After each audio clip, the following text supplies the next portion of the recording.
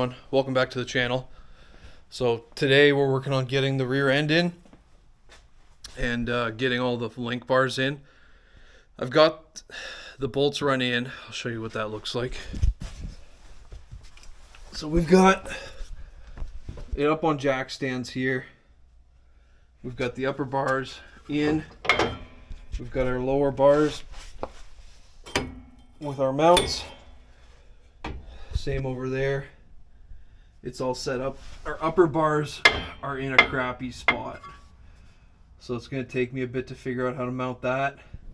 Pinion is literally just rough right now. I got to measure out what the front is and then measure the back, make adjustments, shim where I need to. I've got it rough in there right now for my distance side to side, front to back. Nothing's locked in. I wanted to get all those bars in case I jostled something, so it's all set. I can go ahead and start doing some measurements and clamp things in position so they don't move. I'm going to be using my digital protractor. So right here, got our digital protractor. So I'll measure off the front and then measure the back and want those angles to be the same. So I don't know if I can get under the car that far to do it, or I might have to jack the front up. I'll have to see, and then I'll cut some more exhaust out of the way doing that. But this episode we're going to focus on getting these rear bags in. Once they're in, we've already got the management set.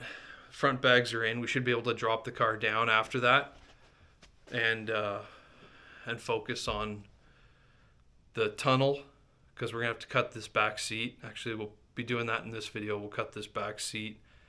We'll take it out, cut the tunnel, and figure out what that looks like. But yeah, we're just working away. So not much room under the car, not much to see. I'm just gonna be setting things up, and then once I start tacking, I gotta clear the areas off that need to be tacked on, obviously, so we get a good weld. That's essentially what I'm up to right now. So I'm going to get all that clamped, measured, angles set. I have that jack stand underneath the pinion, so I might have to go in and put some shims underneath of that, or drop it down, do whatever, just to get those angles to match. So